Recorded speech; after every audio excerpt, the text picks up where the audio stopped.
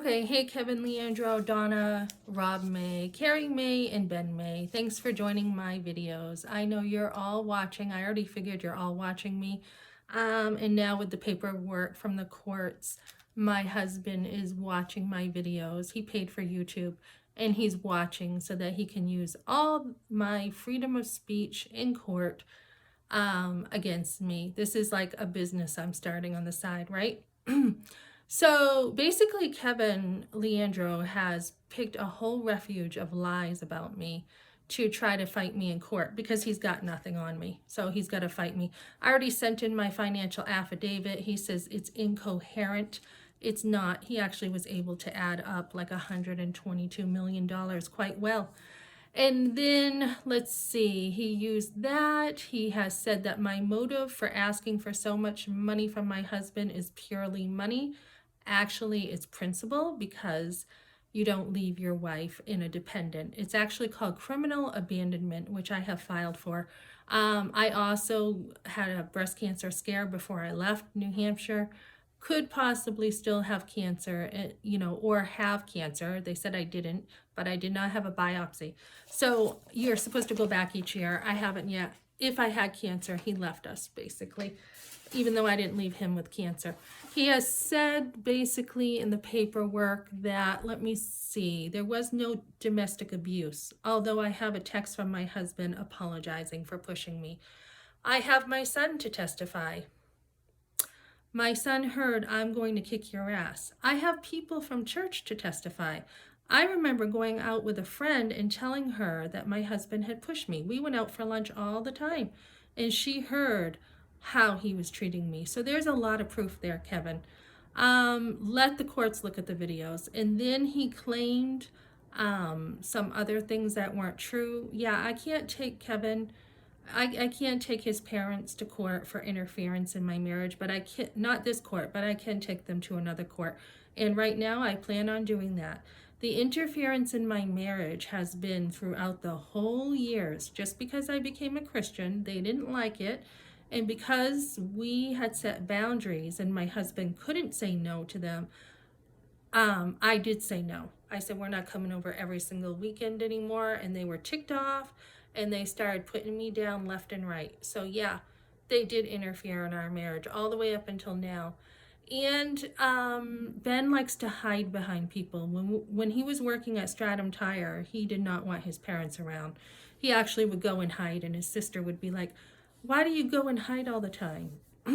So there is a lot going on here, and basically it's based on lies. And I think of what Jesus says.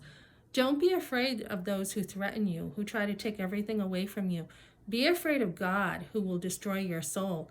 And, I have prayed for their salvation. They're very ignorant of God. Karrie hates God. She's very anti-God. I've prayed for them because they are going to one day be held accountable to God in their lack of belief, their evil ways, the way they like to put God down all the time.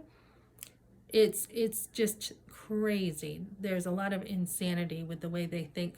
So that's kind of the way it is right now. And let me see what else is going on. Oh yeah, I already filed the criminal abandonment.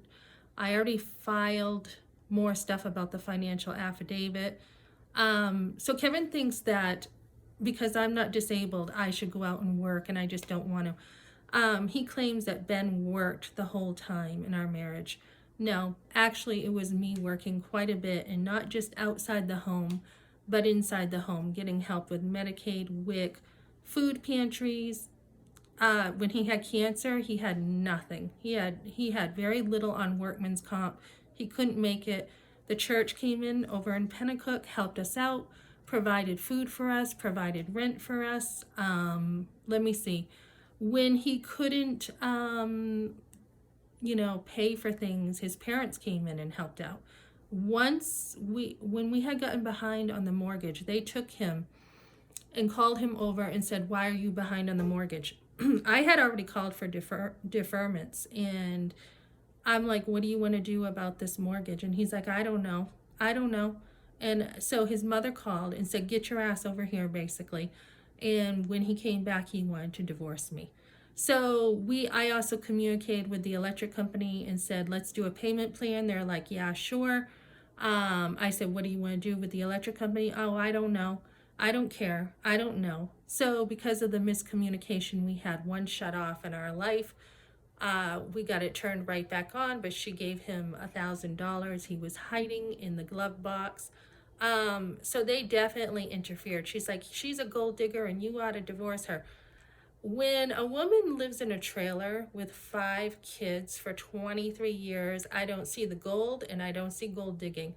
So basically, that accusation and slander against me that I'm a gold digger, that's probably going to court, as well as him accusing me of just wanting money.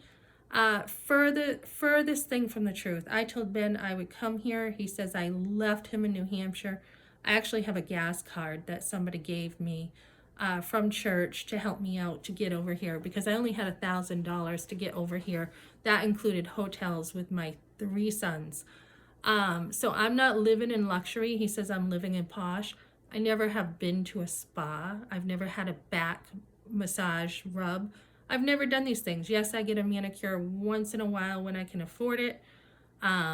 12 bucks, but I usually tip, so it's usually 20. Let me see. So I've actually had to survive out here on nothing.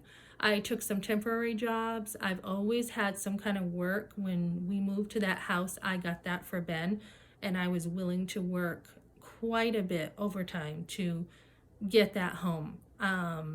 So I'm the one who kept us together financially. It wasn't Ben. He has a very low income job at 18, I think 18.50 now an hour after 21 years of working there. And when I would go to him and say, look, we don't have money for this or that, he wouldn't go work a second job. He wouldn't. And that was fine if that's really how he felt, because I was willing to make the sacrifice to go and get fuel assistance. Like his boss, he's got this boss, Randy, that his wife used to work at CAP, Community Action Program. So I used to run into her a lot because she knew me from CAP. I used to always go there for fuel assistance. And I got tons of help to help my husband, who felt like, he worked hard all day and he wanted to stay home. He wanted to have time with his sons. So I was willing to do that. And then at income tax time, when he borrowed money from his parents for his truck or a van for us, that went back to them and they always got paid back. So we chose together, just me and him, to make it work, to sacrifice quite a bit so that we could have our kids and stay home. So now Kevin's trying to twist this to that I won't get my butt out there and work, when actually I've been working very hard on surviving out here. My son's wife walked out on him. He's had various jobs. And then I had another son who had to save up for a car.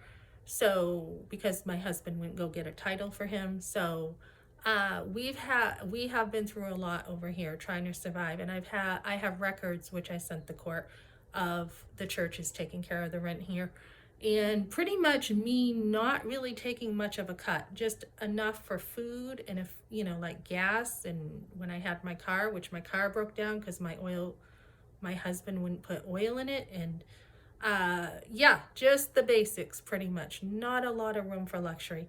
And because I do well, Kevin, on very little doesn't mean that I'm a gold digger. I do extremely well on very little money. I also had taken the time to get counsel for the forced abortion I had. I finished up a second post-abortive class. I help women now in the pro-life movement. So I'm volunteering and I'm working and taking care of my family. So that's quite a bit of work, whether it's paid or not, Kevin. So I'm fine. I just sent some paperwork into my attorney, all copies of all this. They're getting back to me and we are moving forward with a lot of this. And again, I'm still communicating with my husband. I'm sending him emails. I'm saying, let's turn this around. Let's work at it. And he doesn't want to. So one thing I can say that I am proud of is through this divorce is I did my part. I have gone well over, more than like above